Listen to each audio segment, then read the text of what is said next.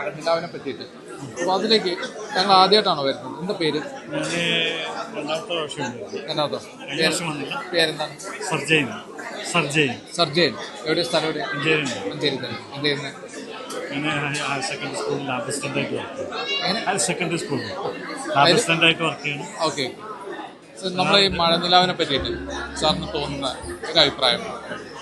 മഴനിലാവ് ഇപ്പം ഒരു വർഷം മുന്നേ കണ്ടു എന്ന് പറയുന്നു, ഇത് രണ്ടാമത്തെ. എന്താണ് സാറിന് തോന്നുന്നത് മഴനിലാവിനെ? സാറിന് എങ്ങനെ, ആരാണ് ആദ്യം മഴനിലാവിലേക്ക് എത്തിച്ചത്? എൻ്റെ ഒരു കസിൻ ബ്രദറാണ് പരിപാടി ഉണ്ടെന്ന് പറഞ്ഞിട്ട് ഇവിടെ വന്നപ്പോൾ മഞ്ചേരി ടൗണിലുള്ള പ്രമുഖരൊക്കെ ഉണ്ട്, കൂടെ പഠിപ്പിച്ച അധ്യാപകരൊക്കെ ഉണ്ട്. മഴനിലാവിനെ ഇപ്പം നമ്മളിങ്ങനെ ഒരു 12 മണി വരെയുള്ള പ്രോഗ്രാമാണ്, 6 മണി മുതൽ 12 മണി വരെ പ്രോഗ്രാം. മഴനിലാവിനെ സാറ് വിശകലനം സാറ് പല ഇത് കണ്ടിട്ടുണ്ടാവും, പല ഫെസ്റ്റിവലൊക്കെ കണ്ടിട്ടുണ്ടാവും. ഇതൊരു മറ്റൊരു രീതിയിലാണ്, കാരണം ഒരു മനയും കലയെ മഞ്ചേരിയുള്ള ഒരു കല എന്ന് പറഞ്ഞൊരു സംഘടനയും കൂടി കൂടിയിട്ടുള്ളത് ഇതാണ്.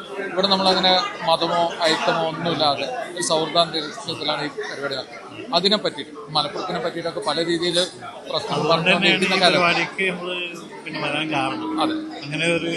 അതെ, ഇവിടെ അങ്ങനെ ഒരു മലപ്പുറം എന്ന് പറഞ്ഞാൽ അങ്ങനെ അല്ല.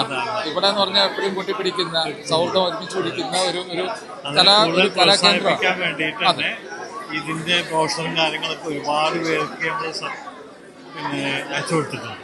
കൂടുതൽ ആളുകൾ ഇതിൽ വന്ന് പങ്കെടുക്കണം എന്നുള്ളത്, കലയെ സ്നേഹിക്കുന്ന ആളുകൾ. അപ്പൊ അടുത്ത കൊല്ലത്ത് മഴനിലാവിൽ എന്തായാലും എത്തും. തീർച്ചയായിട്ടും, ഉറപ്പായിട്ടും. സന്തോഷം.